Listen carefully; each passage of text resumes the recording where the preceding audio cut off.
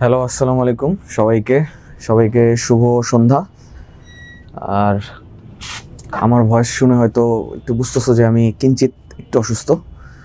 আচ্ছা, যারা না আজকে খালি খালি ওরা কিছু রিভিশন ক্লাস করতে চাচ্ছে আর কি, অনেকে।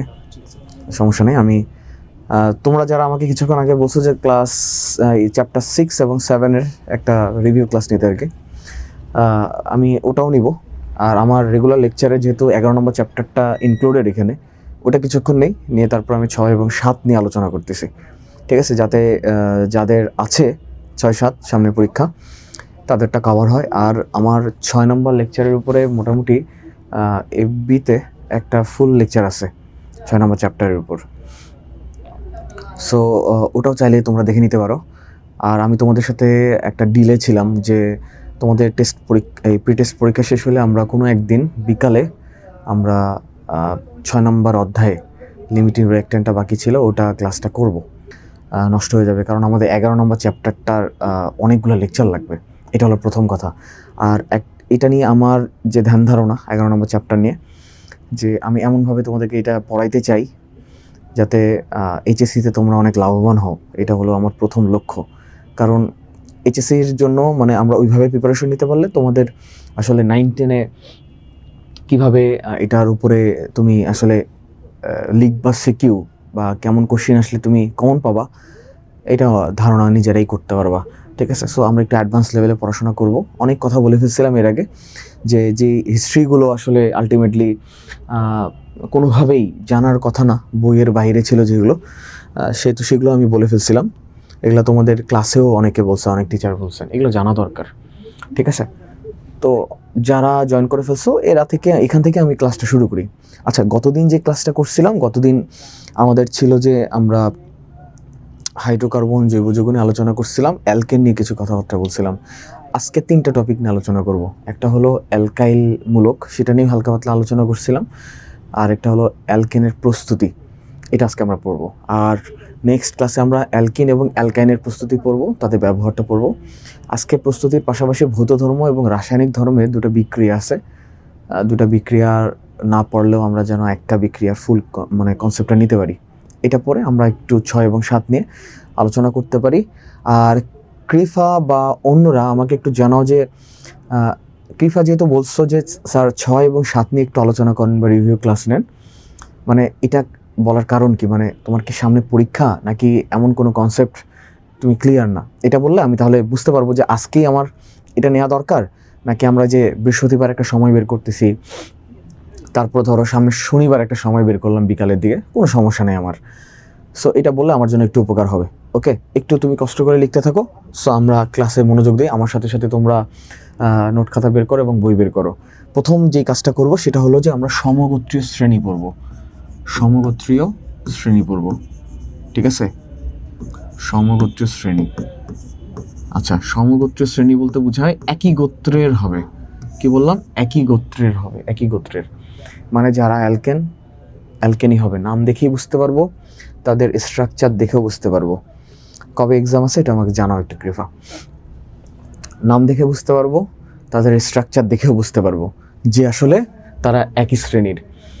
যত অ্যালকিন আছে সবাই একই শ্রেণীর, যত অ্যালকাইন আছে সবাই একই শ্রেণীর, রাইট? এটা আমরা বুঝতে পারি। যত কিটোন থাকবে সবাই একই শ্রেণীর। এই নামগুলো তোমাদের কাছে একটু অস্পষ্ট, ক্লিয়ার না, ঠিক আছে? আমরা আস্তে আস্তে ক্লিয়ার হব। আমরা যেহেতু চ্যাপ্টারটা অনেক লং টাইম ধরে পড়ব, ঠিক আছে? সো অত যে একদম মানে খুব তাড়াতাড়ি পড়তে হবে, সব কিছু তাড়াতাড়ি জানতে হবে, বিষয়টা এমন না। তো সমগোত্রী শ্রেণী বলতে বোঝায় যে এমন শ্রেণী যেখানে তাদের গোত্ররা সবাই একই রকম থাকবে, মানে একই জাতীয় গোত্রের হবে।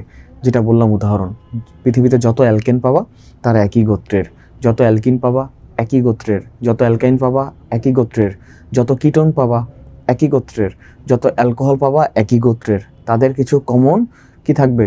সাধারণ সংকেত থাকবে। ওকে, এখন আরেকটা কথা, সেটা হলো এই সমগোত্র শ্রেণীর মধ্যে একটা মূলকের আসলে কম বেশি মানে পার্থক্য থাকে। কি বললাম? তুমি যে তারা যে সমগোত্রীয়, ঠিক আছে, এটা বোঝার জন্য আসলে একটা ট্রিক্স আছে, সেটা হলো যে মিথিলিন মূলকের আসলে পার্থক্য থাকবে। কি রকম আমি একটা ব্যাখ্যা দিই। মিথিলিন মূলকটা কি? এটা আমাদের আগে জানতে হবে। একটু লিখে রাখো সাইড নোট হিসাবে, মিথিলিন মূলক। কোন মূলক? মিথিলিন মূলক, ঠিক আছে, মিথিলিন মূলক। আচ্ছা, মিথিলিন মূলকের সংকেতটা কি? CH2। সংকেতটা কি? CH2। এটাকে কোন মূলক বলবো আমরা? মিথিলিন মূলক বলবো। আচ্ছা, তো এখন ঘটনা হলো, আমি বলছিলাম যে একই গোত্রের মধ্যে এটা চিনার, তারা যে একই গোত্রের, এটা চিনবো কিভাবে? পার্থক্য কি থাকবে? এই মিথিলিন মূলকের পার্থক্য থাকবে, ঠিক আছে, অ্যাটলিস্ট এই মিথিলিন মূলকের পার্থক্য থাকবে, তাহলে বুঝবা যে তারা আসলে একই গোত্রের। কিন্তু আরও যদি অন্যান্য পার্থক্য থাকে, যেমন ধরো তুমি একদম ধরো ডাবল বন্ডের একটা মানে একটা সংকেত লিখছো, পরেরটা ট্রিপল বন্ডের, তাহলে তো এটা তো বোঝাই যায় যে তারা একই গোত্রের না। তবে একই গোত্রের যে, এটা বোঝার জন্য আসলে আমার এই পার্থক্য থাকতে হবে, ঠিক আছে। ধরো আমি দুইটা সংকেত লিখবো, ধরো আমি একটা লিখতেছি পেন্টেন, একটা কি লিখবো? পেন্টেন লিখলাম, ঠিক আছে। আরেকটা ধরো হেক্সেন বা হেপটেন লিখবো, ধরো হেক্সেন লিখবো পাশাপাশি, একটা পেন্টেন একটা হেক্সেন। তো পাশাপাশি যদি হয়, পার্থক্য হবে মিথিলিন মূলকের। কিভাবে দেখো, ধরো পেন্টেন মূলকের আমরা সংকেত লিখি। পেন্টেন মানে কি? 5টা কার্বন থাকবে, তাই তো? 5টা কার্বন থাকবে। কয়টা কার্বন থাকবে? 5টা কার্বন থাকবে। আচ্ছা দেখো, 5টা কার্বন, এটা সংকেত আমরা বলতে পারি। আমাদের অ্যালকেনের সাধারণ সংকেত ছিল, একটু মনে করাই দেই, CnH2n+2, রাইট? এটা আমরা গতদিন পড়ছিলাম, CnH2n+2, এটা আমরা গতদিন পড়ছিলাম। এখানে যদি n এর জায়গায় 5 বসাও, তাহলে আমার সংকেতটা দ্বারা হয়ে হলো C5H12, ঠিক আছে, C5H12। আর হেক্সেনের ক্ষেত্রে সংকেতটা কি দাঁড়াবে? C6H14, C6H14, এই তো। তাহলে এখন আমরা একটু গাঠনিক স্ট্রাকচারের দিকে দেখো, এটা কিন্তু আমি সংকেত পাইছি, এটাও সংকেত পাইছি। এদের ভিতরে যে আসলে মিথিলিন মূলকের পার্থক্য থাকে, একটু আমরা লক্ষ্য করে দেখি। আমার পেন্টেনের ক্ষেত্রে 5টা কার্বন, 1 2 3 4 5, ঠিক আছে। 5টা প্রত্যেকটা কার্বনের 4টা করে হাত। এই কার্বনের 4টা হাত দিলাম, এই কার্বনের 1টা 2টা 3টা 4টা, এই কার্বনের 1টা 2টা 3টা 4টা, ঠিক আছে। এগুলো আবার ডাবল বন্ড মনে করো না কিন্তু। এই কার্বনের 4টা হাত, 1টা 2টা 3টা 4টা, এই কার্বনের 1টা 2টা 3টা 4টা, সবগুলো 4টা হাত ফিল আপ। প্রত্যেকটা হাতে কি থাকবে? একটা করে হাইড্রোজেন থাকবে। তো চলো আমরা হাইড্রোজেন যোগ করি। এই যে hydrogen, hydrogen, hydrogen, hydrogen, hydrogen, hydrogen, hydrogen, hydrogen, hydrogen, hydrogen, hydrogen, hydrogen, okay. তার মানে 5টা কার্বনের টোটাল হাইড্রোজেন কয়টা থাকবে? 12টা। দেখো হিসাব করে দেখো, 12টা, এখানে 3টা, 5টা, 7টা, 9টা, 12টা। এটা ফিজিক্যাল স্ট্রাকচার। এটাকে তুমি আরেকভাবে লিখতে পারো, এইভাবে দেখো, এই কার্বনের সাথে কয়টা হাইড্রোজেন আছে? 3টা। এটাকে লেখা যায় কিভাবে? এই যে CH3, ঠিক আছে, লিখলাম। মাঝখানে একটা বন্ড আছে না, একটা বন্ড দিয়ে একটা কার্বনকে ধরছে। এই কার্বনের সাথে কয়টা হাইড্রোজেন আছে? 2টা। তাহলে আমি এইভাবে লিখতে পারি না, বন্ড CH2 লেখা যায়। আবার একটা বন্ড আছে, এই যে দেখো 3 নম্বর কার্বনে একটা বন্ড আছে, এটার সাথে কিন্তু 2টা হাইড্রোজেন আছে। তার মানে আমি লিখতে পারি বন্ড CH2, ঠিক আছে। আবার একটা বন্ড আছে, দেখো 4 নম্বর কার্বনের সাথে কিন্তু একটা বন্ড আছে, এখানে কিন্তু কার্বন 2টা আছে, এই হাইড্রোজেন 2টা আছে। তাহলে আমি এখানে লিখতে পারি না CH2, লিখতে পারি। আবার এখানে একটা বন্ড আছে, এই যে বন্ড আছে। 5 নম্বর কার্বনে কিন্তু 3টা হাইড্রোজেন আছে। এখন এটাকে কিভাবে লিখতে পারি? এটাকে লিখতে পারি হলো, দেখো CH3 লিখলাম। কারো কোনো সমস্যা? এটা বুঝতে সমস্যা হওয়ার কথা না, কারণ কোন কার্বনের সাথে কয়টা হাইড্রোজেন আছে জাস্ট ওইটাই লিখছি, কিন্তু খালি বন্ড দিয়ে, রাইট? আই থিঙ্ক বুঝতে অসুবিধা হওয়ার কথা না। কি লিখছো কৃপা? আমি এটা দেখতে পাচ্ছি না। পেট্রোলিয়ামে শতকরা কত ভাগ পেট্রোল থাকে? পেট্রোলিয়ামে কত ভাগ থাকে? 2% না 5%? 5, একটু বইয়ের মধ্যে দেখো, আমার অ্যান্সারটা মনে নাই, ঠিক আছে। তুমি কত দাগাইছো? আমি জানি না তো স্যার, আমারটা কেন ভুল হলো? 2%? তাহলে হয়তো ওখানে অ্যান্সার দাগাইতে হয়তো ওরা ভুল করছে, আমার অ্যান্সারটা মনে নাই। এটা কি সমগোত্র শ্রেণী নাকি স্যার? অ্যালকেন। আমি অ্যালকেন তো একটা সমগোত্র শ্রেণী, তাই না? তো সমগোত্র শ্রেণীর নিজেরা যখন নিজেদের ভিতরে থাকবে তখন তাদের ভিতরে আসলে ন্যূনতম একটা পার্থক্য থাকে। সেই পার্থক্যটা হলো মিথিলিন মূলকের পার্থক্য, এটা বোঝাচ্ছি আর কি। সমগোত্র শ্রেণী মানে আমরা বুঝছি, সমগোত্র শ্রেণী মানে হলো একই গোত্রের হবে, শ্রেণীটা হবে একই গোত্রের। তার মানে পৃথিবীতে যত অ্যালকেন সবাই একই গোত্রের, অ্যালকিন একই গোত্রের, অ্যালকোহল একই গোত্রের। তো এখন ধরো মনে কর একই গোত্রের পার্শ্ববর্তী ধরো প্রত্যেকটা তোমার যৌগের সাথে আসলে কিসের সম্পর্ক, মানে কিসের ভিত্তিতে আমি তাদেরকে আলাদা করতে পারবো যে হ্যাঁ তারা সমগোত্রীয় বাট তারা আসলে আলাদা, এটা কিভাবে বুঝবো? এটা হলো ন্যূনতম একটা মিথিলিন মূলকের পার্থক্য থাকবে। লেটস সি, আমি এটা পেন্টেন আঁকছি, ঠিক আছে? এটা এইভাবে লিখতে পারি C5H12, ক্লিয়ার? এখন হেক্সানের বেলায় যদি কথা বলি তো দেখো কয়টা কার্বন হবে? 6টা, 1 2 3 4 5 6। প্রত্যেকটা কার্বনের কিন্তু 4টা করে হাত, এই যে 4টা করে হাত কিন্তু ফিল আপ হচ্ছে, ঠিক আছে? 4টা করে সবার হাত আছে, তাই না? এটা ফিজিক্যাল স্ট্রাকচার। এখন ঘটনা হলো কি করব, প্রত্যেকটা হাতে কি থাকবে? প্রত্যেকটা হাতে তোমার হলো হাইড্রোজেন যুক্ত থাকবে। আচ্ছা এটা কি টপিক? এটা টপিক হলো আমি বুঝাচ্ছি যে একই গোত্রের মধ্যে পার্থক্য, কিসের পার্থক্য থাকবে? মিথিলিন মূলক। মিথিলিন মূলক কোনটাকে বলছিলাম একটু মনোযোগ দাও। এই যে দেখো আমি দেখা, এই যে এটা হলো মিথিলিন মূলক CH2, এটা এমসিকিউর জন্য ইম্পর্টেন্ট। মিথিলিন মূলকের সংকেত কি? CH2, দুইদিকে দুইটা বন্ড আছে, হ্যাঁ বন্ড আছে, এটা মূলকটার নাম হলো CH2 মিথিলিন মূলক। এই মূলকের একটা পার্থক্য থাকবে, ন্যূনতম একটা পার্থক্য থাকবে। সো একটু দেখো এখানে যে আমি এটা এঁকে ফেলছি, এখানে কার্বন আছে 6টা কার্বনে কিন্তু সবগুলো হাতে কিন্তু হাইড্রোজেন থাকবে। তো এই যে দেখো hydrogen hydrogen hydrogen hydrogen hydrogen hydrogen hydrogen hydrogen hydrogen hydrogen hydrogen hydrogen hydrogen hydrogen, right? এখানে 14টা হাইড্রোজেন আছে, হিসাব করলে বুঝতে পারবা। এখন এটাকে ওই যে আরেকটা স্ট্রাকচারে কিভাবে লেখা যায় দেখো, এই প্রথম কার্বনে 3টা হাইড্রোজেন যুক্ত, লিখলাম CH3, ঠিক আছে? তারপর একটা বন্ড আছে। এই যে দ্বিতীয় নম্বর কার্বনে 2টা হাইড্রোজেন আছে CH2, এরপরেও কিন্তু 3 নম্বর কার্বনে আবার 2টা হাইড্রোজেন আছে CH2, ঠিক আছে? 4 নম্বর কার্বনে কিন্তু আবার 2টা হাইড্রোজেন আছে CH2, ঠিক আছে? 5 নম্বর কার্বনের দিকে তাকাও, এখানেও 2টা হাইড্রোজেন আছে, বন্ড CH2। 6 নম্বর কার্বনে কিন্তু এই যে দেখো 3টা হাইড্রোজেন আছে, তাই না? তাহলে আমি এখানে বন্ডটা কি লিখতে পারি? বন্ডটা লিখতে পারি হলো CH3, এই তো। এখন আমি তোমাদেরকে কি বলছিলাম, একটা মূলকের পার্থক্য থাকবে, সেই মূলকটা কোনটা দেখো। এখানে CH2 আছে, এখানেও CH2 আছে, এখানে CH3 আছে, এখানে CH2 আছে, এখানে CH2 আছে, এখানে CH2 আছে, এখানে CH2 আছে, এখানে CH2 আছে, এখানে CH2 আছে, এখানে CH3 আছে, এখানে CH3 আছে। পার্থক্য কোনটা? একটা CH2 এর পার্থক্য। তার মানে একই গোত্রীয় হলে তাদের ভিতরে ন্যূনতম একটা মিথিলিন মূলকের পার্থক্য থাকবে। এই যে আমরা স্পষ্ট দেখতে পাচ্ছি পেন্টেন হেক্সেন, তারা তুমি যদি পাশাপাশিও লিখো তারা একই গোত্রীয়, আমরা জানি দুজনই তো অ্যালকেন, তাদের সাধারণ সংকেত কি? CnH2n+2, এটা তো তাদের সাধারণ সংকেত, যেহেতু তাদের কমন সাধারণ সংকেত, তারা একই গোত্রীয়। এবং একই গোত্রীয় ভিন্ন ভিন্ন যৌগের মধ্যে পার্থক্য ন্যূনতম কোন মূলকের থাকবে? বারবার একটা কথা বলতেছি, এমসিকিউর জন্য অনেক ইম্পর্টেন্ট। এই যে মিথিলিন মূলক, এই মূলকের নাম কি? মিথিলিন মূলক। আবার বলতেছি মিথিলিন মূলক।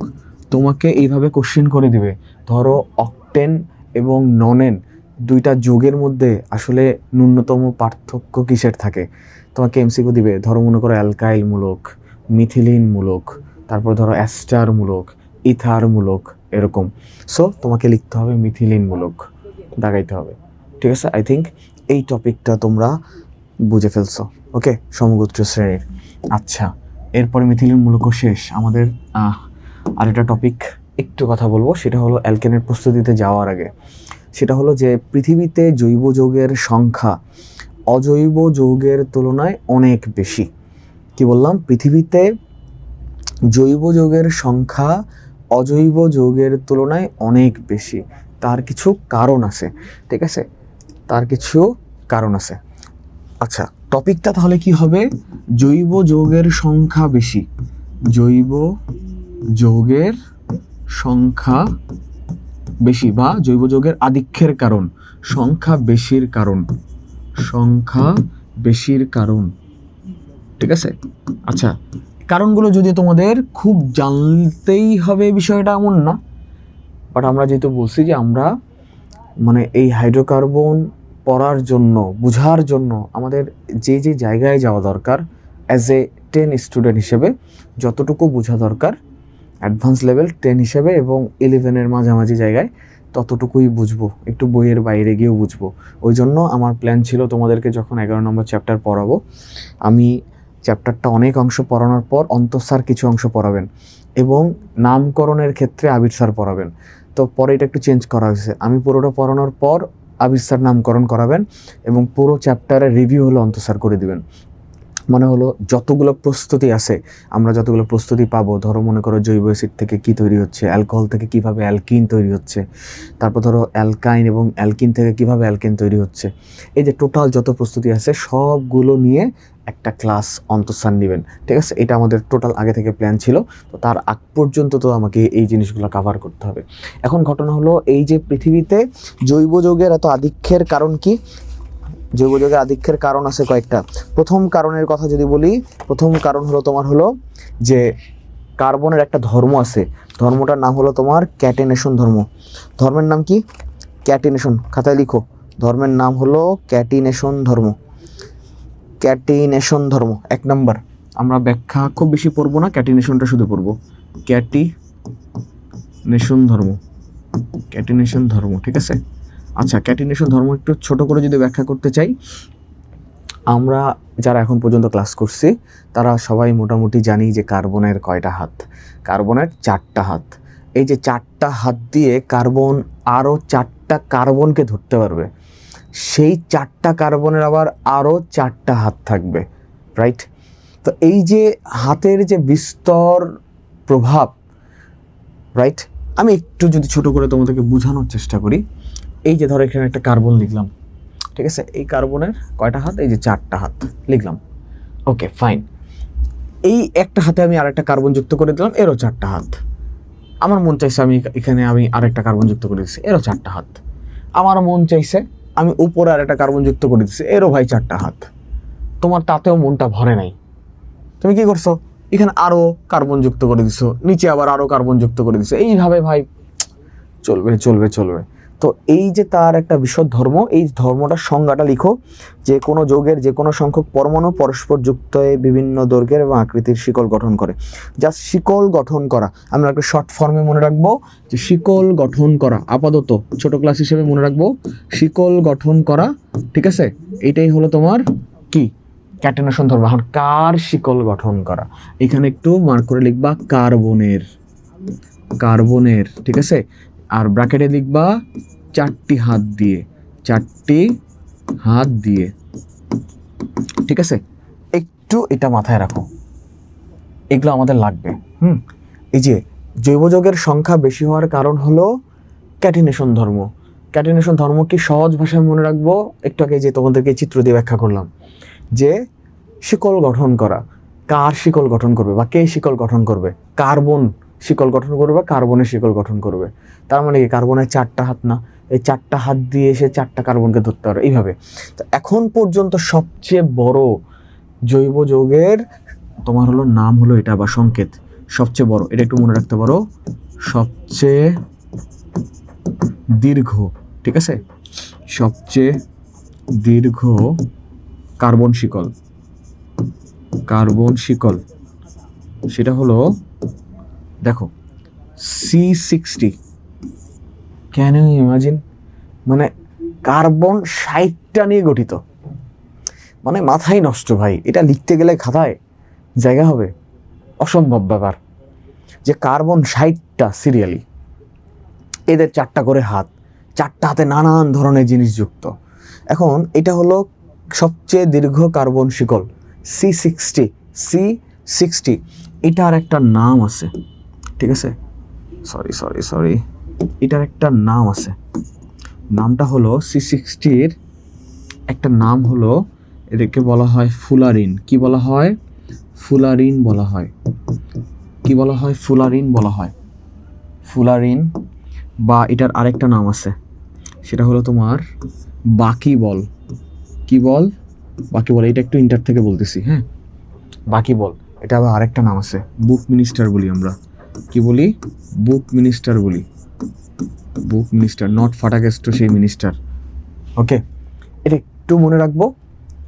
যদি আনফর্চুনেটলি কখনো আমাদের এমসিকিউতে আসে, আর টেস্ট পরীক্ষার কোশ্চেনগুলো তো একটু অন্যভাবে করে কোশ্চেনগুলো, তাই না, যে একটু কমপ্লেক্স করবে। তবে আমাদের এই টাইপের কোশ্চেনগুলো একটু জেনারেলিভাবে মনে রাখা দরকার, যে এখন পর্যন্ত কার্বন সবচেয়ে দীর্ঘ শিকল হলো C60, যেটাকে আমরা বলে থাকি হলো তোমার ফুলারিন বা বাকিবল বা হলো বুক মিনিস্টার। ওকে, এছাড়াও কার্বনের আরও কিছু ধর্ম আছে, যেমন এটা গেল একটা নাম্বার ধর্ম। তারপরে আছে তোমার হলো সমানুকরণ ধর্ম। কি ধর্ম? সমানুকরণ ধর্ম। সমানুকরণ ধর্ম। তারপরে আছে তোমার হলো তোমার বন্ধন প্রকৃতি। ঠিক আছে, বন্ধন প্রকৃতি। এগুলা তোমাদের না জানলেও চলবে। আমার মেইন উদ্দেশ্য ছিল এই ক্যাটেনেশন ধর্মটা তোমাকে জানানো।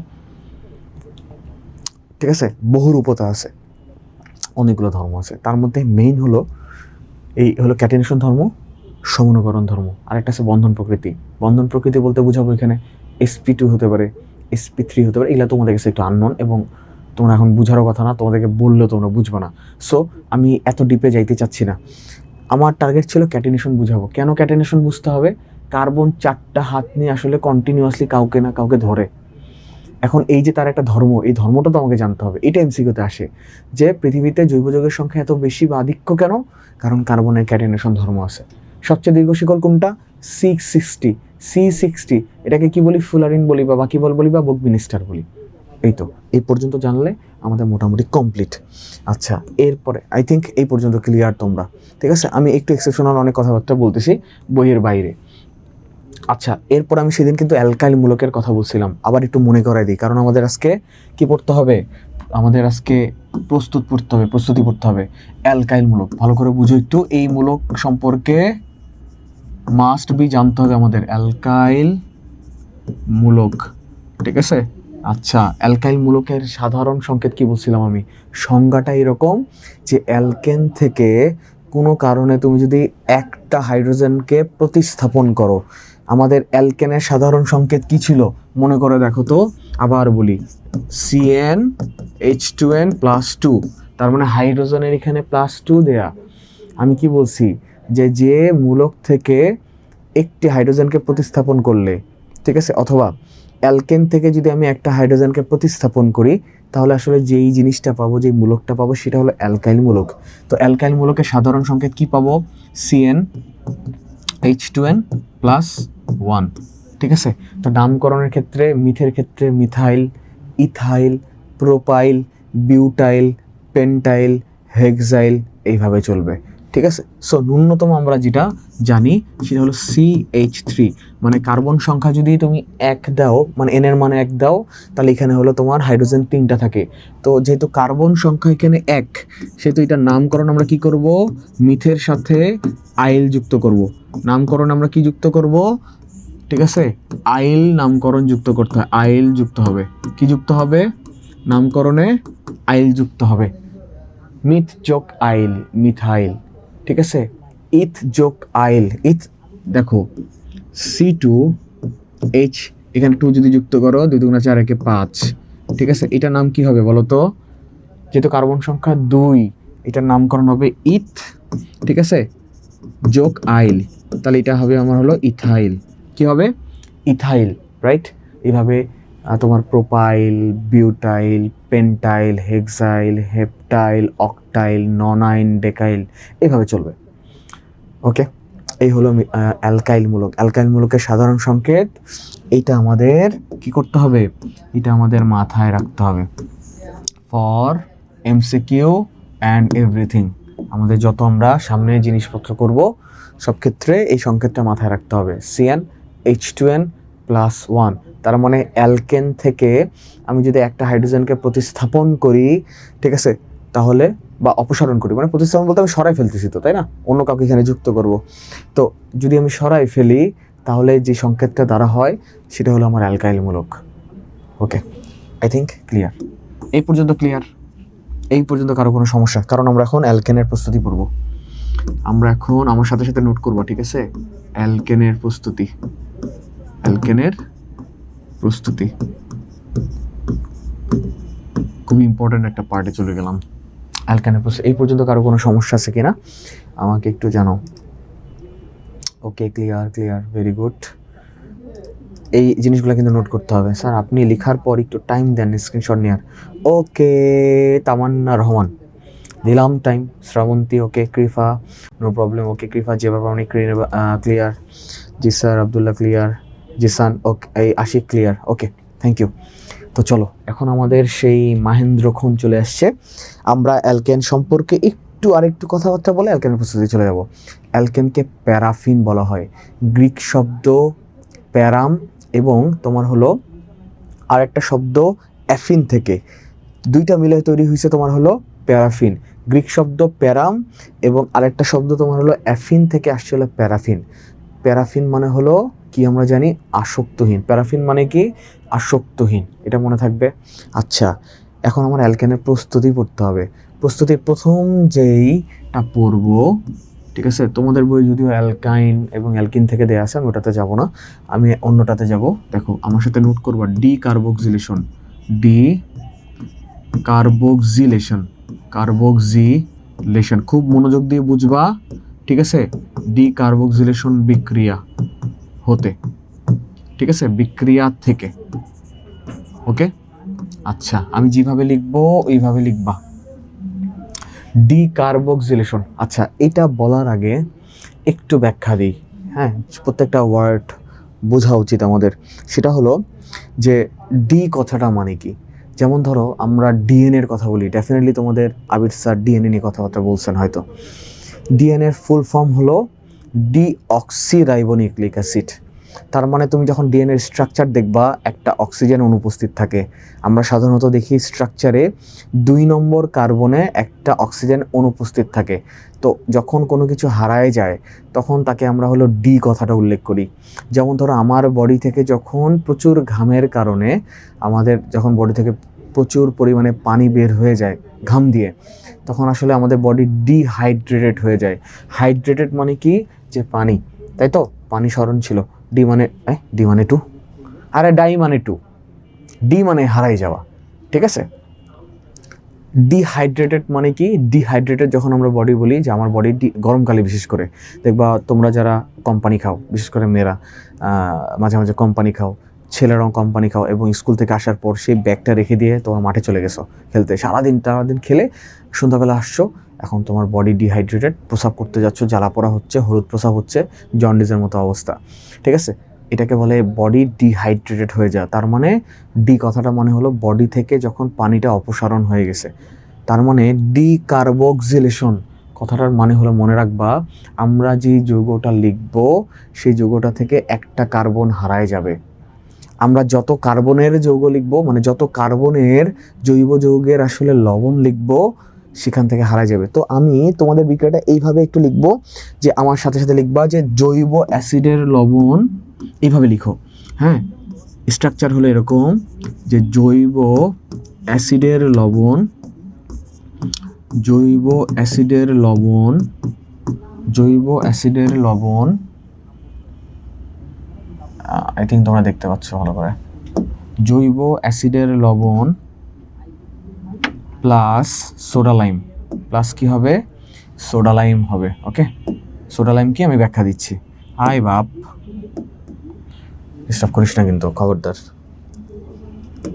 জৈব অ্যাসিডের লবণ প্লাস সোডা লাইম, আমার সাথে সাথে আগে লিখো, আমি প্রত্যেকটা জিনিস তোমাকে ইন্ডিভিজুয়ালি বুঝাই দিব, কোনো টেনশন নট।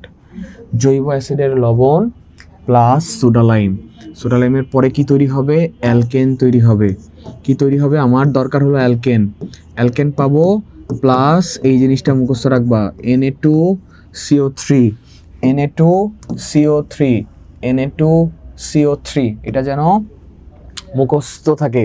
কি বললাম, জৈব অ্যাসিডের লবণ। জৈব অ্যাসিডের এটাকে আমরা আরেকভাবে লিখতে পারি, জৈব অ্যাসিডের সোডিয়াম লবণ। আমি একদম সংক্ষেপে লিখছি, জৈব অ্যাসিডের লবণ বলতে বুঝাবো জৈব অ্যাসিডের সোডিয়াম লবণ। আচ্ছা, তোমাদের জন্য আরো একটু ইজি করে দিই, জৈব অ্যাসিডের এখানে এইভাবে লিখতে পারো সোডিয়াম লবণ, এইভাবে গোল করে দিতে পারো, জৈব অ্যাসিডের সোডিয়াম লবণ। এখন কথা হলো এটা, আমি যত কার্বনের জৈব অ্যাসিডের সোডিয়াম লবণ নিব তার থেকে এক কম কার্বনের অ্যালকেন প্রস্তুত হবে। এটা একদম মাথায় ঢুকায় নাও। এটার জন্য এই বিক্রিয়ার নাম হলো ডিকার্বক্সিলেশন বিক্রিয়া। তার মানে কার্বন হারায় যাচ্ছে, এই জন্য ডি কথাটা উল্লেখ করা হয়েছে, ডিকার্বক্সিলেশন বিক্রিয়া বা হলো রিয়াকশন। এটার স্ট্রাকচার কি হবে, জৈব অ্যাসিডের সোডিয়াম লবণ প্লাস সোডা লাইম।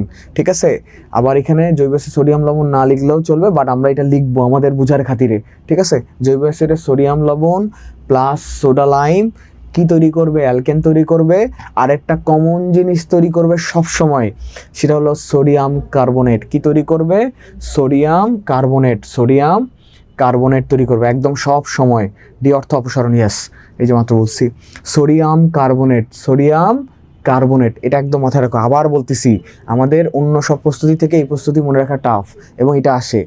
কি বললাম, ডিকার্বক্সিলেশন বিক্রিয়ার মেইন স্ট্রাকচার হলো জৈব অ্যাসিডের সোডিয়াম লবণ প্লাস কি থাকবে, সোডা লাইম থাকবে। কি তৈরি করবে, অ্যালকেন, এবং কি তৈরি করবে, সোডিয়াম কার্বনেট। এখন দুইটা জিনিস তো আমার পড়তে হবে, আমি জৈব অ্যাসিডের সোডিয়াম লবণটা পাবো কেমনে, এটা হলো কথা। সেকেন্ড কথা, সোডা লাইম কাকে বলে। তো চলো আমরা আরেকটা স্লাইড খুঁজি। পাবো না, হ্যাঁ পাবো পাবো পাবো পাবো পাবো পাবো হ্যাঁ পাবো। তো চলো, আচ্ছা, প্রথম কথা যেটা শিখবো সেটা হলো সোডা লাইম কি। আমার সাথে সাথে একটু আলাদা নোট করবা, সোডা লাইম। সোডা লাইম মানে হলো, সোডা লাইম মানে কি লিখবো আমরা, সোডা লাইম মানে লিখবো সোডিয়াম হাইড্রোক্সাইড ও ক্যালসিয়াম অক্সাইডের মিশ্রিত যৌগকে সোডা লাইম বলে। এর মিশ্রিত যৌগকে কি বলবো আমরা, সোডা লাইম বলবো।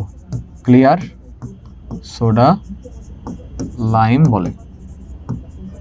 ওকে, সোডা লাইম কাকে বলে তাহলে, সোডিয়াম হাইড্রোক্সাইড ও ক্যালসিয়াম অক্সাইডের মিশ্রিত যৌগকে সোডা লাইম বলে। তবে মজার বিষয় যে বিক্রিয়ায় সাধারণত এই তোমার হলো শুধুমাত্র সোডিয়াম হাইড্রোক্সাইডটাই আসলে বিক্রিয়া অংশগ্রহণ করে, ক্যালসিয়াম অক্সাইডটা একদমই তা প্রায় অংশগ্রহণ করে না।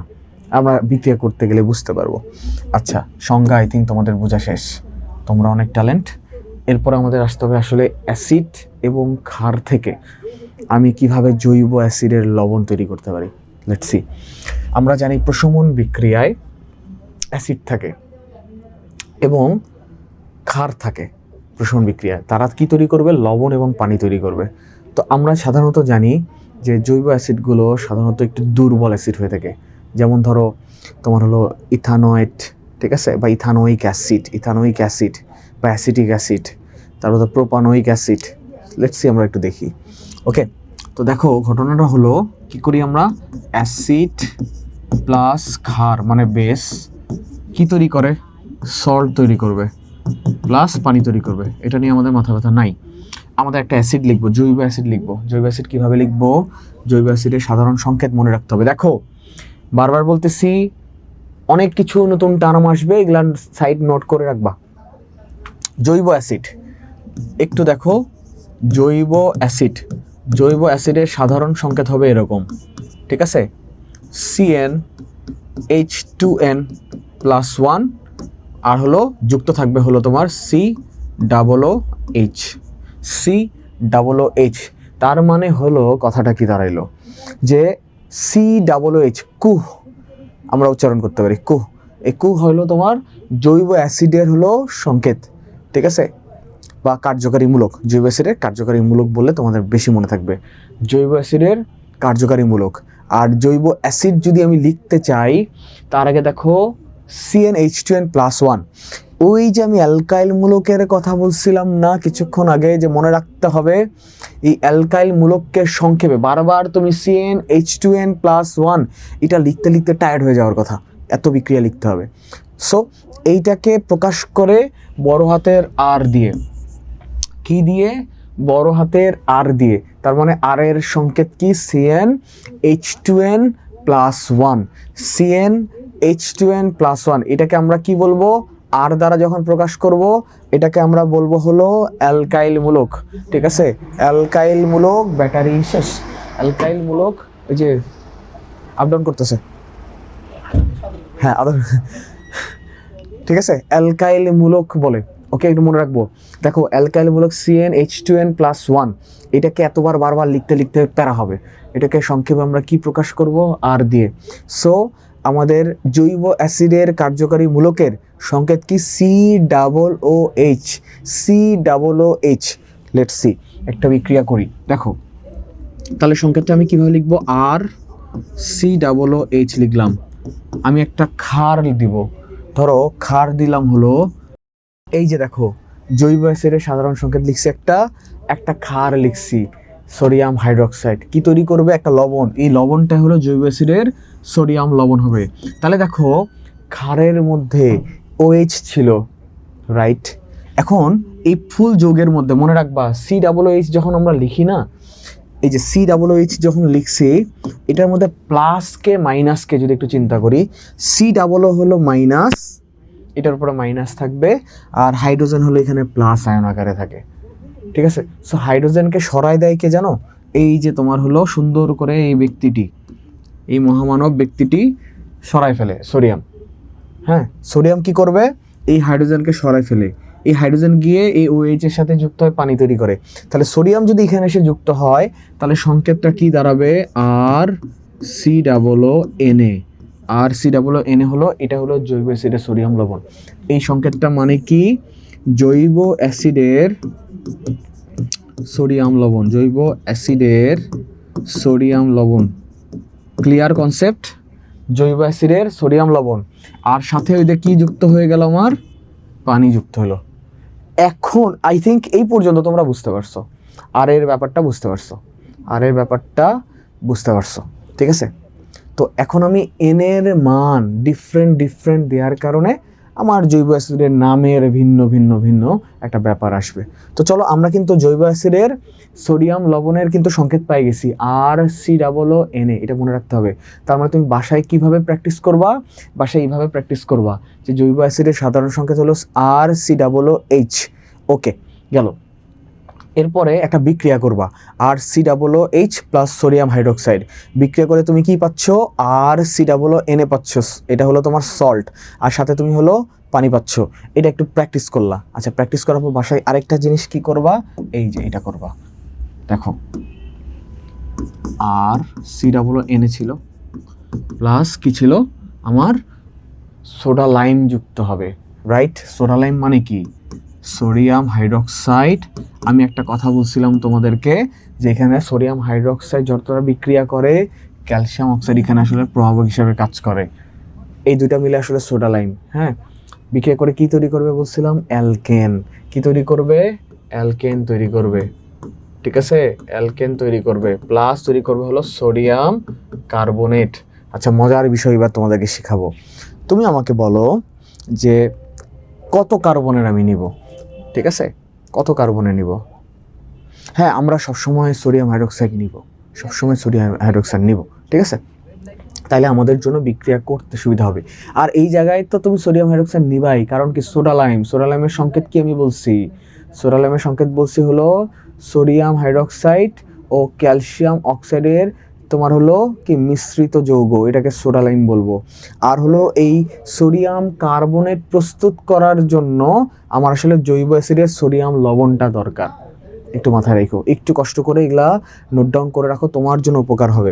এখন ধরো আমাকে একজন স্টুডেন্ট তোমরা বললা, ধরো আফরিন আমাকে বললা যে স্যার চলেন তো আমরা 5 কার্বন বিশিষ্ট, ঠিক আছে, আমরা জৈব অ্যাসিডের সোডিয়াম লবণ লিখবো। আমি বললাম যে ঠিক আছে, এটা কোনো বিষয় হলো? তুমি আমাকে টেস্ট করতে চাচ্ছ? মানে আমি পারি না, তুমি এটা আমাকে দেখাইতে চাচ্ছ? আমি চ্যালেঞ্জটা নিয়ে নিলাম। তো এখন দেখো আর মানে কি ছিল, আর মানে ছিল হলো CnH2n+1। আমার তো বাকি কোনো কিছু চেঞ্জ করা লাগতেছে না, তার মানে আমি এখানে n এর জায়গায় কত বসাবো বলো তো, n এর জায়গায় 5 বসাবো। তো C5H11, C5H11, ঠিক আছে। সো চলো তাহলে C5H11, বাকি থাকলো হলো COONA, ওকে। যুক্ত কি হবে, এই যে সোডা লাইম, সোডিয়াম হাইড্রোক্সাইড থাকলো, আর CaO, সোডা লাইম, হ্যাঁ থাকলো। এখন এই বিক্রিয়ায় কি ঘটনাটা ঘটাবো, কি তৈরি হয়, সোডিয়াম কার্বনেট তৈরি হয়, আর কি থাকবে। এই যে সবসময় একটা জিনিস মাথায় রাখবা, সেটা হলো সুন্দর করে তোমাকে যদি দেখাই, এই যে একটু অন্যভাবে আঁকিয়ে দেই, দেখো এই জায়গা থেকে শুরু করে এই পর্যন্ত ভদ্রলোককে যুক্ত করে দিবা। আমি কি বললাম, এই যে COO থেকে শুরু করে COO NaNaO, এই ভদ্র দুইজন লোককে, এরা কিন্তু ভদ্র মহিলা না, এই ভদ্রলোক দুইজনকে যোগ করে দিবা। যোগ করে দিয়ে তোমার মন চাইছে যে এই হাইড্রোজেন তাহলে কিতা করতো স্যার, হাইড্রোজেন কিতা করতো, হাইড্রোজেন কি করবে, ও আমরা তো একটা ভুল করে ফেলছি রে, বলতেছি একটু পরে কিভাবে ভুল করছি।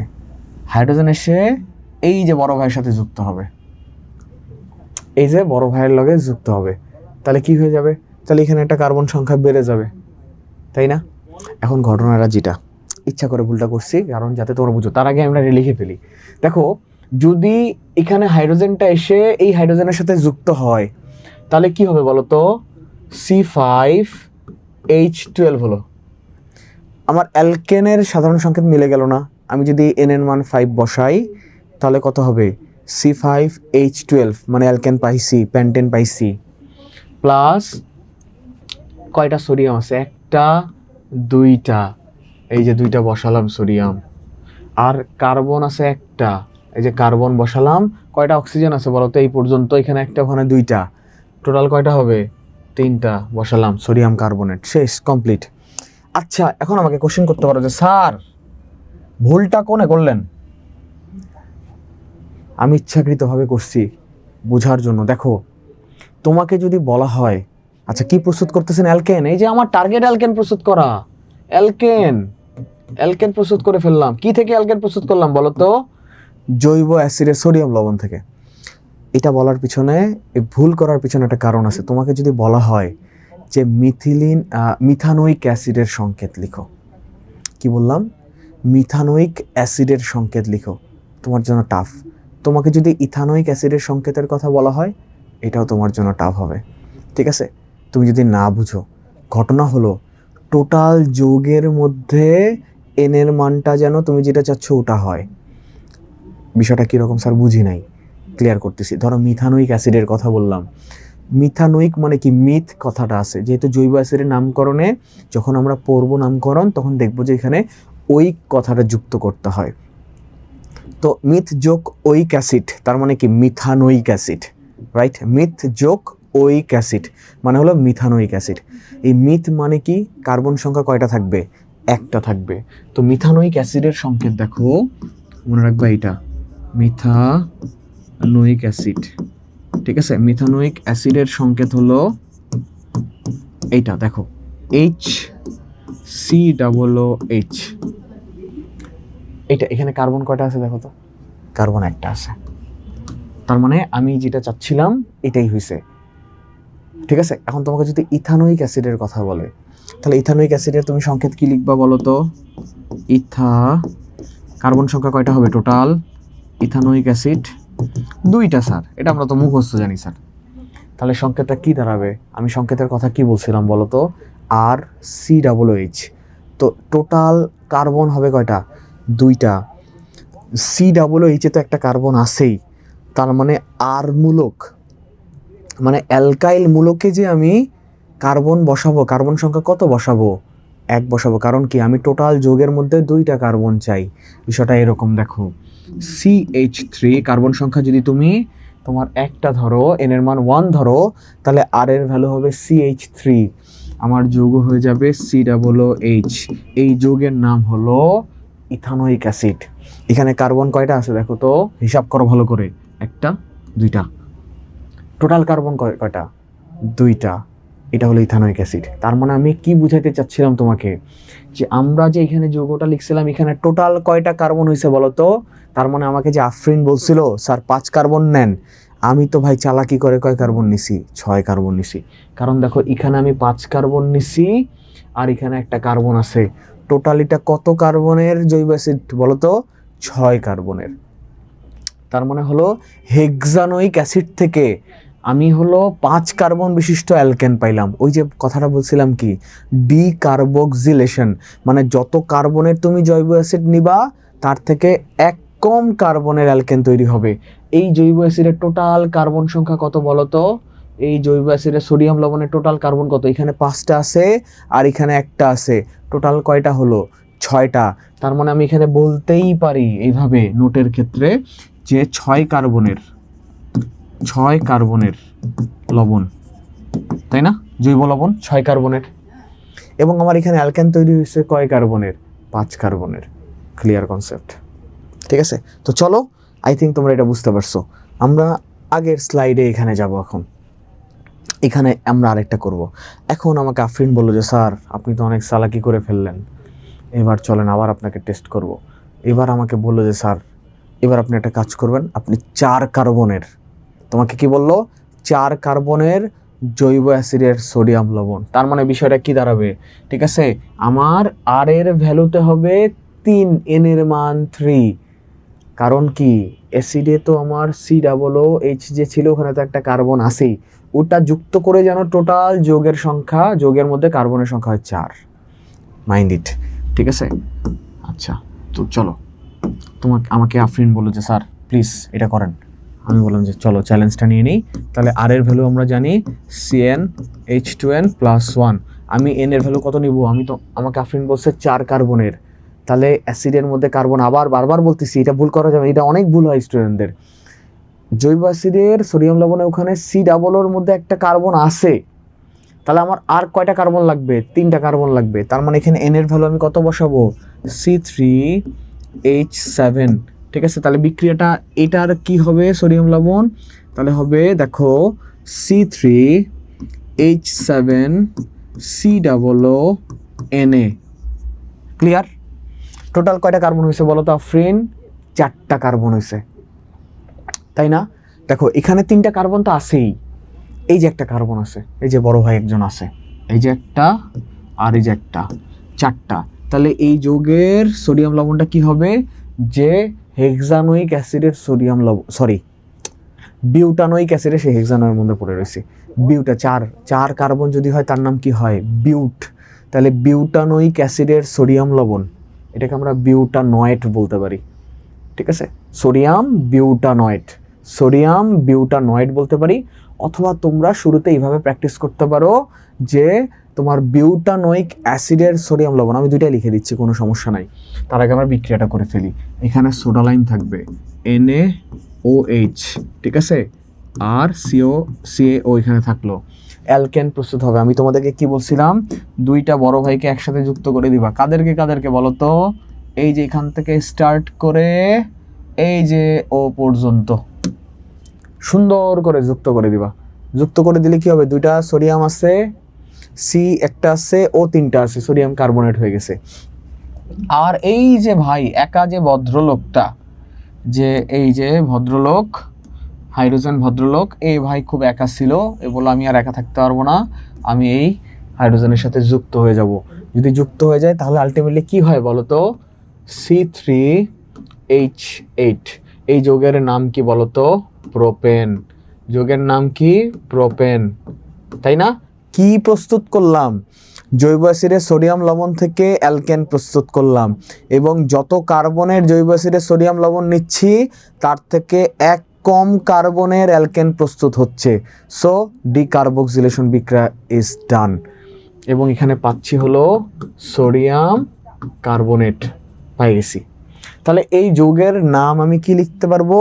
সোডিয়াম বিউটানয়েড। কি লিখতে পারবো? সোডিয়াম বিউটানয়েড, বিউটানয়েড লিখতে পারি। এটাও তুমি লিখতে পারো, বা এটাকে আরেক নাম লিখতে পারো যে বিউটানোইক অ্যাসিডের সোডিয়াম লবণ, বিউটানোইক অ্যাসিডের সোডিয়াম লবণ, এটাও লিখতে পারো। বাসায় এইভাবে দুইভাবে প্র্যাকটিস করবা। বিউটানোইক অ্যাসিডের সোডিয়াম লবণ বলতে পারো অথবা সোডিয়াম বিউটানয়েড বলতে পারো। এই পর্যন্ত কারো কোনো বুঝতে অসুবিধা আছে কিনা আমাকে একটু জানাও। C3 yes yes yes Jisan, তুমি যেভাবে লিখছো ইটস ক্যান বি হ্যাপেন্ড। আমি আরেকটু ইজি ওয়েতে বুঝাইছি, কারণ এই জিনিসগুলো তুমি যখন CH3 CH2 CH2 CH3 এই প্রসেসে যাবা, এটা লিখতে অনেক বড় লাগবে, প্যারা হয়ে যায় রে। সো আমি এটা একটু সংক্ষেপে করছি, তোমরা বাসায় বড় করে করতে পারো, কোনো সমস্যা নেই। আমার টার্গেট কি? ডিকার্বক্সিলেশন বিক্রিয়ায় আমি অ্যালকেন প্রস্তুত করে দেখাবো। আমরা করছি। বাসায় কিভাবে প্র্যাকটিস করবা? তোমার মন চাইছে তুমি 7 কার্বনের জৈব অ্যাসিড নিলা, সেখান থেকে 6 কার্বনের কি পাবা? তুমি হলো অ্যালকেন পাবা। তোমার মন চাইছে তুমি 8 কার্বনের জৈব অ্যাসিডের সোডিয়াম লবণ নিবা, তুমি তোমার হলো 7 কার্বনের অ্যালকেন পাবা।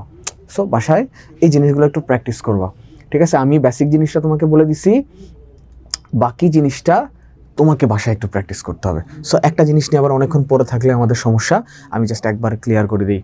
জৈব অ্যাসিডের সোডিয়াম লবণ, সোডিয়াম কথাটা থাকবে, প্লাস সোডা লাইমের সঙ্গে আমি কি দিছি?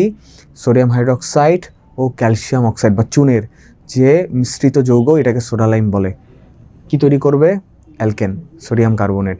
যত কার্বনের জৈব অ্যাসিডের সোডিয়াম লবণ নিব, তার থেকে 1 কম কার্বনের কি তৈরি হবে?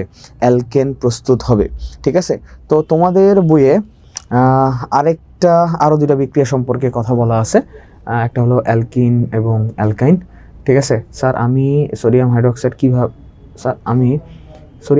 কীভাবে হলো তা আবার বলেন। সোডিয়াম হাইড্রোক্সাইড কোথায় হলো? এই যে সোডিয়াম হাইড্রোক্সাইড, দেখো একটু ব্যাখ্যা দিই। এই যে সোডা লাইমের সংখ্যা কোথায় দিয়েছিলাম রে? এনে দিয়েছিলাম। সোডা লাইম কোনে গেল? কোনে। দেখো সোডা লাইমের মধ্যে সোডিয়াম হাইড্রোক্সাইড ছিল, এটা মানে আগের স্লাইডে, ঠিক আছে? এই জন্য এখানে সোডিয়াম হাইড্রোক্সাইড আসছে। আর সোডা লাইমের টোটাল সংকেত হলো সোডিয়াম হাইড্রোক্সাইড আর ক্যালসিয়াম অক্সাইড, এই দুটার মিশ্রিত যৌগ।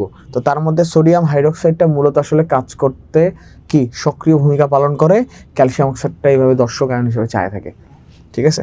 এটা জাস্ট হলো ব্যাপার, আর কিছু না। কেন রে ভাই নরস কিটা করস তোরা এমনি নরসকে? আচ্ছা গেছে আমার। আই থিঙ্ক তোমরা বুঝতে পেরেছো। আমি আর এটা নিয়ে কাবজাব করতে চাচ্ছি না। নতুন স্লাইড খুলি। আমাদের একটু ইন্টার লেভেলে আরেকটা বিক্রিয়া ছিল, সেটা হলো উডস-ফিটিক বিক্রিয়া। আফরিন, তুমি যদি সোডিয়াম হাইড্রোক্সাইড না বুঝতে পারো আমাকে আবার জানাও, আমি আবার লাস্টে এটাকে একটা রিভাইজ দিয়ে দেবো। এটা হলো তোমার হলো উডস-ফিটিক বিক্রিয়া ছিল, ওইটা আমি যাব না, কারণ হলো উডস বিক্রিয়া বা উডস-ফিটিক বিক্রিয়া বুঝতে গেলে তোমাদের একটু প্যারা লাগবে। সো আমি এটা লাস্টের দিকে যখন আমরা সব প্রস্তুতি পড়ে ফেলবো, তখন এক্সেপশনাল কিছু প্রস্তুতির মধ্যে আমরা এটা রাখবো। এটা হলো ইন্টারের বই আছে যে উডস-ফিটিক বিক্রিয়া বা উডস বিক্রিয়া। হ্যাঁ, এখানে আসলে অ্যালকাইল হ্যালাইড থাকবে। অ্যালকাইল হ্যালাইড আসলে বিক্রিয়া, স্যার যত কার্বনে সোডিয়াম লবণ নিব তার থেকে 1 কম কার্বন বিশিষ্ট কি তৈরি হবে? ওটার নাম কি বলছিলেন? অ্যালকেন। তার থেকে 1 কম কার্বনের অ্যালকেন তৈরি হবে। ধরো তোমাকে আমি 4 কার্বনের জৈব অ্যাসিডের সোডিয়াম লবণ নিচ্ছি, তো 4 কার্বনের জৈব অ্যাসিডের সোডিয়াম লবণের নাম হবে 4, যদি কার্বন থাকে বিউট বলি আমরা, তো সোডিয়াম বিউটানয়েড বলতে পারো অথবা বিউটানোইক অ্যাসিডের সোডিয়াম লবণ বলতে পারো। তো তার থেকে 1 কম কার্বনের যদি অ্যালকেন বলি তাহলে 3, তাহলে যদি কার্বন সংখ্যা 3 হয় সেক্ষেত্রে আমি নামকরণ তোমাদেরকে কি শেখাইছিলাম? প্রোপ হবে। তো অ্যালকেনের ক্ষেত্রে নাম কি হবে? প্রোপেন। তো বিষয়টা হলো এরকম, একটু বাসায় প্র্যাকটিস করবা। তোমাদের বইয়ে আরও 2টা বিক্রিয়া দেওয়া আছে, একটা হলো কার্বন ডাইঅক্সাইড, ঠিক আছে, এবং তার সাথে যদি হাইড্রোজেন বিক্রিয়া করে, কার্বন ডাইঅক্সাইড এবং হাইড্রোজেন বিক্রিয়া করবে নিকেল প্রভাবকের উপস্থিতিতে।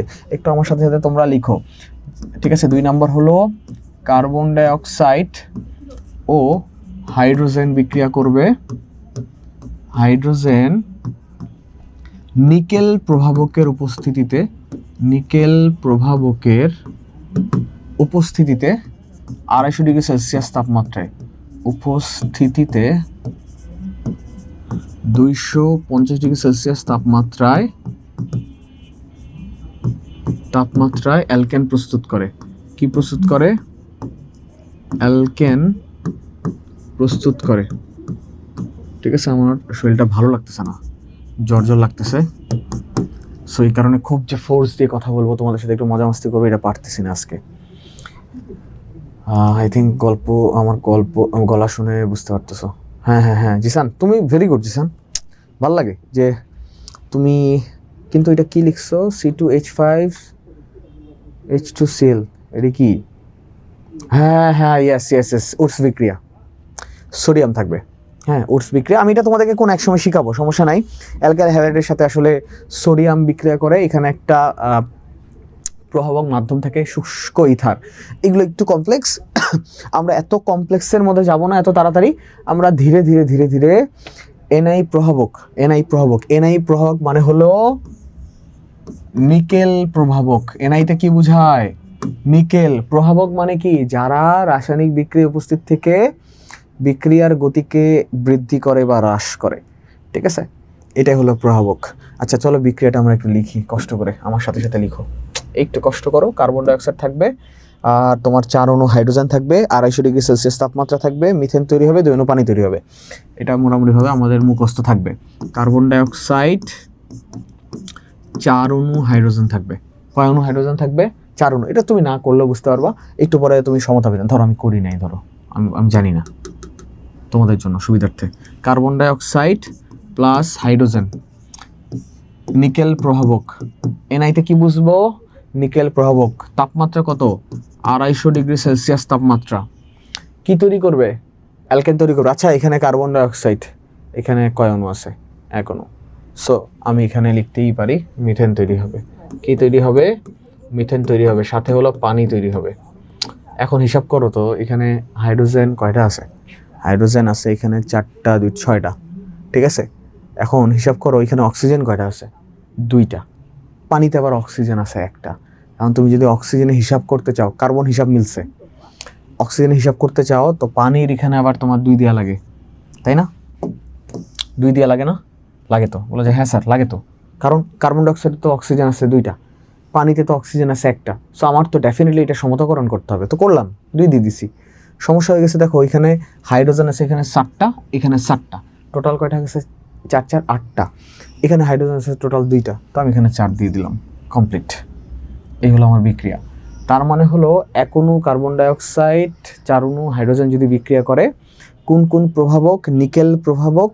তাপমাত্রা কত? 250 ডিগ্রি সেলসিয়াস তাপমাত্রা, একে অপরের সাথে বিক্রিয়া করে, ঠিক আছে, মিথেন তৈরি করে, এবং কি তৈরি করবে? পানি তৈরি করবে। এই গেল প্রথমটা। ঠিক আছে, 3 নাম্বার আরেকটা বিক্রিয়া আছে অ্যালকিন এবং অ্যালকাইন থেকে। এটা আমি আমার স্টুডেন্টদেরকে সাধারণত অ্যালকাইন প্রস্তুতির সময় পড়াই না, কারণ হলো আমরা অ্যালকিন এবং অ্যালকাইন সম্পর্কে খুব যে সম্যক ধারণা থাকে বিষয়টা এমন না। সো আমি তারপরেও তোমাদেরকে পড়াবো, যেহেতু বই আছে আমাদের। 3 নাম্বার যে বিক্রিয়াটা সেটা হলো অ্যালকিন ও অ্যালকাইন থেকে। অ্যালকিন ও অ্যালকাইন থেকে কি প্রস্তুত করব আমরা? অ্যালকেন থেকে অ্যালকেন প্রস্তুতি। এটা খুব ইজি। ঠিক আছে, একটু তোমাদেরকে জাস্ট বেসিকটা বলে দেই, তাহলে তোমরা বুঝতে পারবা। দেখো বিষয়টা কি, যে তোমাকে অ্যালকিন এবং অ্যালকাইন আগে তোমাকে বুঝতে হবে। অ্যালকিনে আমি যখন তোমাদেরকে সেদিন সম্পৃক্ত অসম্পৃক্ত হাইড্রোকার্বন বুঝাইছিলাম, তখন তোমাদেরকে একটা কথা বলছিলাম যে অ্যালকিন অসম্পৃক্ত হাইড্রোকার্বন, এবং অ্যালকিনে ডাবল বন্ড থাকে, আমি লিখে দিয়েছিলাম কিন্তু, একটা সিগমা বন্ড থাকে, একটা পাই বন্ড থাকে। অ্যালকাইনে ট্রিপল বন্ড থাকে, ত্রিবন্ধন। ঠিক আছে, আগের ক্লাসটা যারা পাও নাই বা আমার সাথে ছিল না, তারা একটু কষ্ট করে দেখে নিও, ওখানে আমি লিখে দিছি অ্যালকাইন অসম্পৃক্ত হাইড্রোকার্বন ত্রিবন্ড থাকে, মানে ত্রিবন্ধন থাকে, 3টা বন্ধন থাকে, কার্বন কার্বন ত্রিবন্ধন থাকে, একটা সিগমা বন্ধন, 2টা পাই বন্ধন। সিগমা বন্ধন স্ট্রং, সিগমা বন্ধনকে ভাঙা যায় না সহজে, পাই বন্ধনকে ইজিলি ভাঙা যায়। সো 2টা পাই বন্ধনকে আমি ইজিলি ভেঙে ঠিক আছে, তাদেরকে একটা বন্ধনে কনভার্ট করতে পারবো, এগুলো ইজি। তো অ্যালকিন যদি আমি কনভার্ট করতে চাই, তো সাধারণত যদি একটা বিক্রিয়া লিখে, ধরো তোমাদের বই একটা বিক্রিয়া লিখছে, এই বিক্রিয়াটি ধরো আমি তোমাদের সামনে লিখবো, সেটা হলো অ্যালকিন যদি লিখি, তার আগে একটু অ্যালকিনের দেখো কার্বন কার্বন দ্বিবন্ধন যদি থাকে, এটা হলো অ্যালকিন, ঠিক আছে। আর কার্বন কার্বন যদি এরকম 3টা বন্ধন থাকে, তাহলে সেটাকে বলবো আমরা অ্যালকাইন। ওকে, তো চলো আমরা যদি অ্যালকিন থেকে ফার্স্টে আমরা কি করব, অ্যালকিন থেকে করব, অ্যালকিন থেকে, কি থেকে, অ্যালকিন থেকে। আচ্ছা, মনে রাখবা অ্যালকিনের সাধারণ তোমার শ্রেণী শুরু হয় কার্বন সংখ্যা 2 থেকে। অ্যালকাইনের ক্ষেত্রেও তোমার সাধারণ শ্রেণী বা প্রথম যৌগ শুরু হয় কার্বন সংখ্যা 2 থেকে।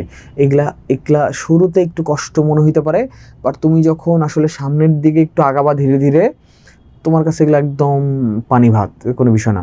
সো কথাটা মনে রাখো, অ্যালকিনের প্রথম যৌগ স্টার্ট হয় কার্বন সংখ্যা 2 দিয়ে, অ্যালকাইনের প্রথম যৌগ কার্বন সংখ্যা 2 দিয়ে স্টার্ট হয়।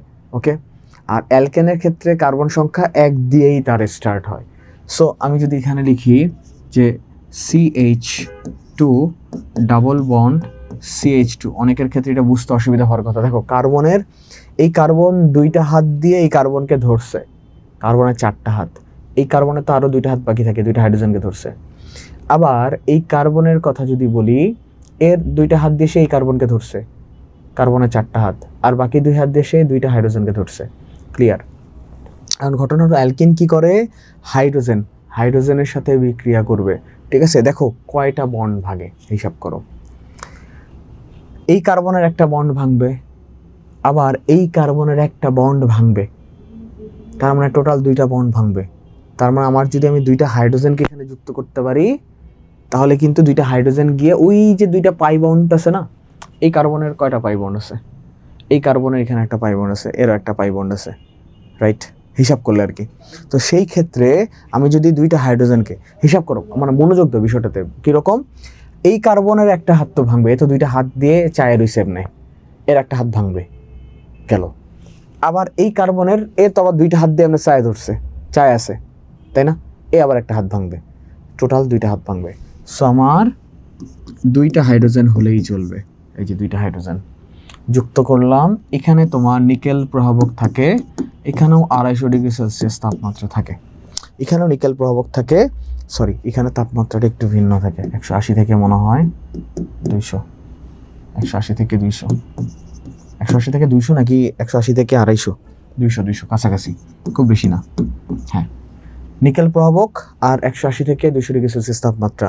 আমি কিছুক্ষণ আগে বলছি তোমাদেরকে, এই জায়গায় কি করে, এই কার্বনের একটা হাত ভাঙে, একটা হাইড্রোজেন যুক্ত হবে, তাহলে আগে থেকে ছিল 2টা হাইড্রোজেন, এই যে একটা হাইড্রোজেন যুক্ত হলো, এই যে একটা বন্ড, এই কার্বনও তো ডাবল বন্ড ছিল, একটা হাইড্রোজেন মানে এসে একটা বন্ডকে ভেঙে ফেলছে, এই যে এই কার্বনও একটা বন্ড থাকলো, ওখানে 2 ছিল, এই যে 3 হলো, ঠিক আছে।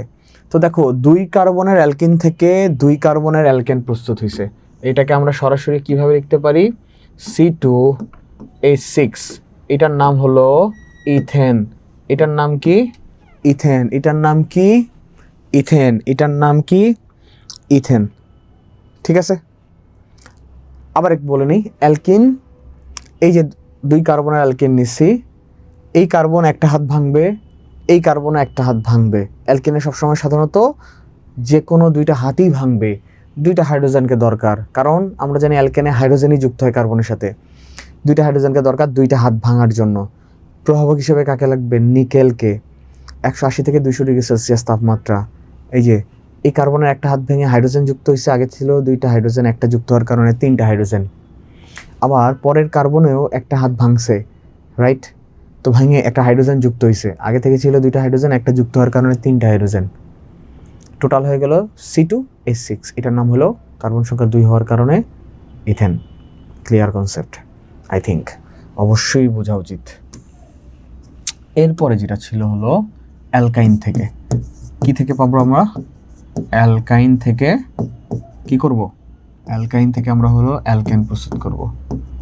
তো বললা যে ঠিক আছে স্যার চলেন।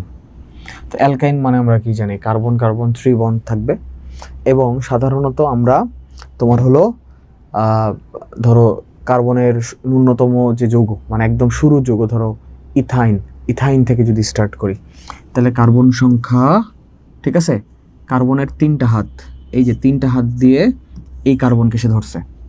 এখন এই কার্বনের একটা হাত বাকি থাকে, একটা হাত দিয়ে সে একটা হাইড্রোজেনকে ধরছে। আবার এই কার্বনেরও 3টা হাত দিয়ে সেই কার্বনকে ধরছে না, আর একটা হাত বাকি থাকে, একটা হাইড্রোজেনকে ধরছে। আচ্ছা, এখন আমরা হিসাব করব। এই কার্বনের 3টা হাতের মধ্যে একটা সিগমা বন্ড যেটাকে ভাঙা যাচ্ছে না, 2টা পাই বন্ডকে ভাঙতেছে। তাহলে এই কার্বন 2টা বন্ড ভাঙতেছে। এই কার্বনের কথা হিসাব করি, এ আবার 3টা বন্ড নিয়ে আসে, তার মধ্যে একটা সিগমা বন্ড, ওটা ভাঙা যাচ্ছে না, 2টা পাই বন্ডকে ভাঙতেছে। তার মানে এই কার্বনেও 2টা বন্ড ভাঙবে। টোটাল কয়টা বন্ড ভাঙবে? 4টা বন্ড ভাঙবে। তার মানে 4টা হাইড্রোজেন এসে যুক্ত হইতে পারবে। তার মানে আমি যদি হাইড্রোজেনের কথা হিসাব করি, যেহেতু 4টা বন্ড ভাঙবে, 4টা হাইড্রোজেন যুক্ত হবে, তো আমি এখানে আরও 2 দিতে পারি, তাহলে 2 দুগুণা 4টা হাইড্রোজেন হয়েছে। এখানেও ঠিক সিমিলার, কি লিখবো আমরা? নিকেল প্রভাবক 180 থেকে 200 ডিগ্রি সেলসিয়াস তাপমাত্রা, ঠিক আছে। এখন ঘটনা হলো কি হবে, এই যে হিসাবটা দেখো একটু ভালো করে, এই কার্বনে 2টা হাত ভাঙবে, 2টা হাইড্রোজেন এসে যুক্ত হবে। আগে থেকে ছিল একটা হাইড্রোজেন, আরও যদি এখান থেকে 2টা হাইড্রোজেন গিয়ে এখানে যুক্ত হয়, 2টা হাত ভাঙার কারণে, 2টা পাই বন্ধন ভাঙার কারণে, 2টা যুক্ত হওয়ার কারণে হয়ে গেল CH3। একটা বন্ধন নিয়ে সেই কার্বনকে ধরছে। কারণ এই কার্বনও তো চায়া ছিল যে আমার তো একটা সিগমা বন্ড, 2টা পাই বন্ড, 2টা পাই বন্ড তো অনেক লুলা, এরা তো মনে করে ইজিলি ভেঙে ফেলতে পারে, এরা ভাঙছে। এ ভেঙে 2টা হাইড্রোজেন ওই লুলা 2টা বন্ডকে ভেঙে যুক্ত হয়ে গেছে। তো আগে থেকে এই কার্বনের সাথে একটা হাইড্রোজেন যুক্ত ছিল, আর বাকি ওই যে লুলা 2টারে ভেঙে ফেলে 2টা হাইড্রোজেন এসে যুক্ত হয়েছে। তাহলে 2টা যুক্ত হওয়ার কারণে হয়ে গেল CH3। তাহলে এই যৌগটাকে আমি কি লিখতে পারি? C2H6, এটার নাম হলো ইথেন। তাহলে দেখো আমরা অ্যালকাইন থেকেও অ্যালকেন প্রস্তুত করতে পারলাম। আজকে লাইভ ক্লাসটা ক্যান্সেল করছি, আজকে শারীরিক কন্ডিশন খুব খারাপ, এই কারণে নিতে পারতেছি না, খুব খারাপ লাগতেছে। ওকে, আচ্ছা, এই পর্যন্ত কারো কোনো সমস্যা আছে কিনা? আমরা আজকে ক্লাসটা এই পর্যন্ত করব। আগামী দিনে অ্যালকেনের ভৌত ধর্ম, রাসায়নিক ধর্ম ব্যবহার করে অ্যালকিন এবং অ্যালকাইনের প্রস্তুতিতে যাব। কারো কোনো সমস্যা? আই থিঙ্ক এই পর্যন্ত কারো কোনো সমস্যা থাকার কথা না। সিতে কি? ছি সামিয়া, তুমি ছি বলছো কেন? সামিয়া, তুমি ছি বলছো কেন? কৃপা, তুমি এই যে ওইটা নিয়ে একটু তুমি আমাদের গ্রুপে একটু যোগাযোগ করো, সাপোর্ট টিম তোমাকে নাম্বারটা বাড়াই দিবে। সামিয়া ক্লিয়ার? ওকে, জেবা বলো আমাকে ক্লিয়ার কিনা। জিসান, হ্যালো জিসান।